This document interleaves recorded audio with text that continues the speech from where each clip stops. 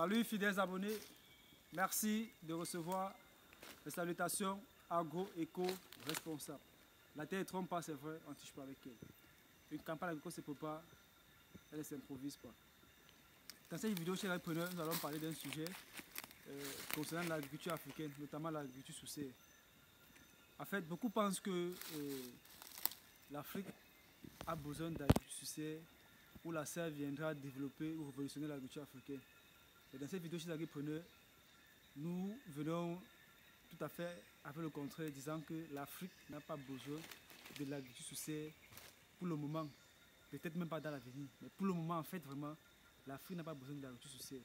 Nous avons énormément de terres arables inexploitées et sous-exploitées.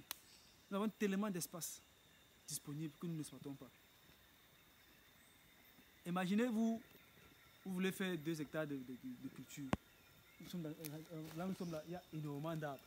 Vous allez venir, seulement le coût pour viabiliser ceci, avant encore de venir acheter la serre installée, ce n'est pas évident, ce n'est pas donné. Vous voyez donc que le coût d'achat de la serre déjà est énorme. Le coût que vous allez mettre pour acheter la serre va vous permettre de dégager votre espace et lancer votre projet agricole. Loin de cela, il faudrait dire que ceux qui pratiquent l'agriculture sous serre n'ont plus assez d'espace comme nous.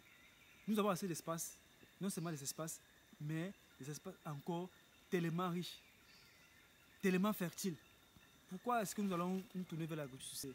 Arrêtons de copier bêtement. La serre est très importante, oui, peut-être pour ensemencer les semences, la pépinière, car c'est la base. Mais pour dire qu'on va produire sous serre, pour être compétitif, l'Afrique pour le moment n'en a vraiment pas encore besoin. Allons-nous faire la culture de la banane plantée sous serre? Allons-nous faire la culture du macabo sous serre? Allons-nous faire la culture du d'igname sous serre? Allons-nous faire la culture du maïs sous serre? Allons-nous faire énormément d'autres cultures sous serre chez l'agriculture?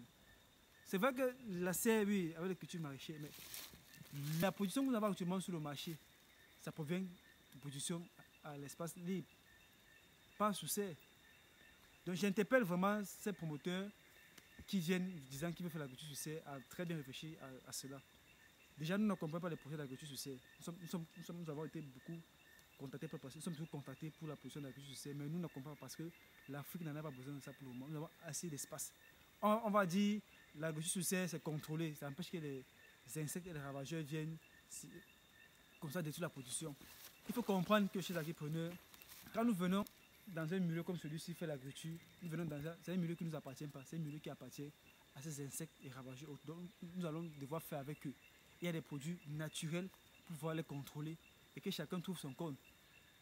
Donc arrêtons de dire que la serre viendra révolutionner l'agriculture africaine. Non, nous n'en avons pas besoin. Tous ceux qui font dans des grosses productions en Afrique, là, est-ce qu'ils font sous serre? Non. Donc c'était justement pour interpeller les confrères à ce sujet de l'agriculture sous serre. Que si vous voulez vraiment vous en sortir avec une production qui puisse être compétitive, qui puisse être vraiment rentable, stable, durable, l'agriculture sous serre n'est vraiment pas la solution pour nous, pour le moment. Beaucoup sont ceux qui se sont essayés, mais ils ont fait face à beaucoup de choses. Parce que ça répond à certaines contraintes, certaines limites que nous, pour le moment, nous n'avons pas. Nous avons encore des terres arables très disponibles, très riches, très fertiles. Arrêtons de nous détourner de ce que nous avons comme richesse. Mettons-nous au travail, viabilisons nos espaces et on aura le résultat. C'était comme ça pour vous le chantier d'Agroafricain, pour vous servir comme toujours et attirer votre attention et question de développer votre attitude afin que vous puissiez parvenir à une agriculture qui puisse être rentable, stable et durable. Je vous dis à très bientôt pour un sujet encore plus intéressant, encore plus alléchant. Ce sujet, on pourra très bien le développer, mais dans cette vidéo, c'est une question d'attirer l'attention des uns et des autres. Peut-être on reviendra sur ce sujet plus tard. Disons à très bientôt pour un sujet encore plus intéressant, encore plus intéressant. Vive l'agriculture africaine, vive l'agroafricanisme. C'était comme ça le chantier d'Agroafricain. Comme toujours, pour vous servir avec beaucoup de plaisir et beaucoup de bonheur.